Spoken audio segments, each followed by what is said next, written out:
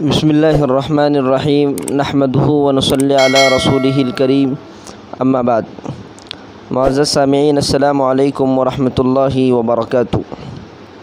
جیسا کہ ہم جانتے ہیں کہ آج 25 رجب المرجب ہیں اور عنقریب 27 رجب آنے والی ہیں۔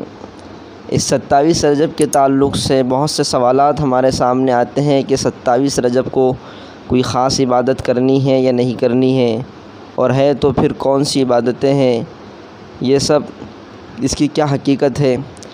تو فتاویٰ کی روشنی میں باتیں پیش کرنے جا رہا ہوں، بغور سماعت فرمائیں کہ 27 رجب کی شب کے بارے میں عوام میں یہ مشہور ہو گیا ہے کہ یہ شب معراج ہے۔ سب سے پہلی بات تو یہ ہے کہ 27 رجب کے بارے میں یقینی طور پر نہیں کہا جا سکتا کہ یہ وہی رات ہے جس میں نبی کریم صلی اللہ علیہ وسلم معراج پر تشریف لے گئے تھے، کیونکہ اس بارے میں مختلف روایتیں ہیں۔ بعض روایتوں سے معلوم ہوتا ہے کہ آپ صلی اللہ علیہ وسلم ربیع الاول کے مہینے میں تشریف لے گئے تھے۔ بعض روایتوں میں رجب کا اور بعض روایتوں میں کوئی اور مہینے کا بیان کیا گیا ہے، اس لیے پورے یقین کے ساتھ نہیں کہا جا سکتا کہ کون سی رات صحیح معنی میں معراج کی رات تھی جس میں حضرت صلی اللہ علیہ وسلم معراج پر تشریف لے گئے۔ اس سے آپ خود اندازہ کر لیں کہ اگر شب معراج بھی کوئی مخصوص رات ہوتی اور اس کے بارے میں کوئی خاص احکام ہوتے تو اس کی تاریخ اور مہینہ محفوظ رکھنے کا اہتمام کیا جاتا، لیکن چونکہ شب معراج کی تاریخ محفوظ نہیں تو اب یقینی طور سے 27 رجب کو شب معراج قرار دینا درست نہیں۔ پھر دوسری بات یہ ہے کہ یہ واقعہ معراج ہجرت سے پہلے مکہ مکرمہ میں پیش آیا۔ اس واقعے کے بعد تقریباً 12 سال تک آپ صلی اللہ علیہ وسلم دنیا میں تشریف فرما رہے، لیکن اس دوران یہ کہیں ثابت نہیں کہ آپ صلی اللہ علیہ وسلم نے شب معراج کے بارے میں کوئی خاص حکم دیا ہو یا اس کو منانے کا اہتمام فرمایا ہو، یا اس کے بارے میں یہ فرمایا ہو کہ اس رات میں شب قدر کی طرح جاگنا زیادہ اجر و ثواب کا باعث ہے۔ نہ تو آپ صلی اللہ علیہ وسلم کا ایسا کوئی ارشاد ثابت ہے اور نہ آپ کے زمانے میں اس رات میں جاگنے کا اہتمام ثابت ہے۔ نہ خود حضور صلی اللہ علیہ وسلم جاگے اور نہ صحابہ کرام رضی اللہ عنہم کو اس طرح کی تاکید فرمائی، اور نہ صحابہ کرام رضی اللہ عنہم نے اپنے طور پر اس کا اہتمام فرمایا۔ پھر سرکار دو عالم صلی اللہ علیہ وسلم کی دنیا سے تشریف لے جانے کے بعد 100 سال تک صحابہ کرام رضی اللہ عنہم دنیا میں موجود رہے۔ اس پوری صدی میں صحابہ کرام رضی اللہ عنہم نے 27 رجب کو خاص اہتمام کر کے نہیں منایا، لہٰذا جو چیز حضور اقدس صلی اللہ علیہ وسلم نے نہیں کی اور جو آپ صلی اللہ علیہ وسلم کے صحابہ نے نہیں کی، اس کو دین کا حصہ قرار دینا یا اس کو سنت قرار دینا یا اس کے ساتھ سنت جیسا معاملہ کرنا بدعت ہے اور اس سے اجتناب کرنا چاہیے۔ سامعین، جب بات شب معراج پر آئی گئی تو بہت سے سوالات یہ بھی آتے ہیں کہ شب معراج کس سن عیسوی میں واقع ہوئی، تو اس متعلق بھی مختصر تفصیل سنیے۔ شب معراج کی تاریخ اور ماہ کے سلسلے میں روایت مختلف ہے، جیسا کہ اوپر ذکر کیا گیا۔ البتہ سن نبوی 10 میں آپ صلی اللہ علیہ وسلم کو معراج ہوئی، یعنی اس وقت آپ کی عمر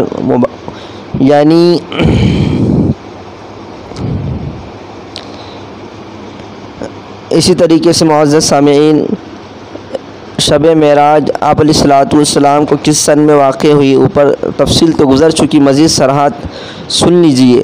شب معراج کی تاریخ اور ماہ کے سلسلے میں مختلف روایت ہیں، جیسا کہ اوپر گزر چکا، لیکن دارالعلوم دیوبند کے فتوے میں اس طرح کی وضاحت موجود ہے کہ سن نبوی 10 میں آپ صلی اللہ علیہ وسلم کو معراج ہوئی، یعنی اس وقت آپ کی عمر مبارک تقریباً 50 سال تھی۔ بعض روایت کے مطابق ہجرت سے 6 ماہ قبل یا 8 ماہ قبل ہوئی، اور بعض روایت سے 3 سال قبل ہونا ثابت ہے، یہی راجح ہے۔ سن عیسوی کے اعتبار سے سن عیسوی 571 میں آپ صلی اللہ علیہ وسلم کی ولادت شریفہ ہوئی، بس اس لحاظ سے معراج کا سن عیسوی 621 میں ہونا معلوم ہوتا ہے۔ دن، تاریخ اور مہینے کے سلسلے میں روایت مختلف ہیں۔ بعض کتابوں سے سنیچر کا دن ہونا ثابت ہوتا ہے، اور مہینے کے سلسلے میں ربیع الاول، ربیع الاخر، رجب، شوال و رمضان وغیرہ مختلف اقوال ہیں۔ زیادہ مشہور 27 رجب ہے۔ واقعہ معراج کی تفصیل کتب سیر، کتب تفاسیر میں بڑی تفصیل سے موجود ہیں۔ یہاں واقعہ معراج سے متعلق چند باتیں آپ کی خدمت میں عرض کر دوں۔ معراج کا مبارک سفر آپ صلی اللہ علیہ وسلم نے حالت بیداری میں فرمایا۔ وہ کوئی خواب نہیں تھا بلکہ مکہ مکرمہ سے براق پر سوار ہو کر آپ صلی اللہ علیہ وسلم بیت المقدس پہنچے۔ یہاں 2 رکعت نماز آپ صلی اللہ علیہ وسلم نے ادا کی، پھر بیت المقدس سے آسمان پر تشریف لے گئے۔ ہر آسمان میں وہاں کے فرشتوں نے آپ کا استقبال کیا اور انبیاء کرام سے ملاقات ہوئی جن کا مقام کسی معین آسمان میں ہے۔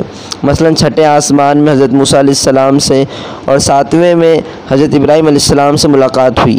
انبیاء کرام کے مقامات سے اور آگے تشریف لے گئے اور ایک ایسے میدان میں پہنچے جہاں قلم تقدیر کے لکھنے کی آواز سنائی دے رہی تھی، اور آپ نے سدرۃ المنتہا کو دیکھا جس پر اللہ جل شانہ کے حکم سے سونے کے پروانے اور مختلف رنگ کے پروانے گر رہے تھے، اور جس کو اللہ کے فرشتوں نے گھیرا ہوا تھا۔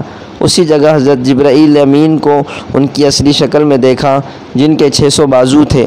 آپ صلی اللہ علیہ وسلم نے بیت المعمور کو بھی دیکھا اور جنت دوزخ کا بھی بچشم خود معائنہ فرمایا۔ اس وقت آپ صلی اللہ علیہ وسلم کی امت پر اول 50 نمازوں کے فرض ہونے کا حکم ملا، پھر تخفیف کر کے 5 کر دی گئی۔ وہاں سے واپسی پر بیت المقدس ہی میں اترے اور ان تمام انبیاء کرام کے ساتھ نماز ادا فرمائی جو رخصت کرنے کے لیے بیت المقدس تک ساتھ آئے تھے۔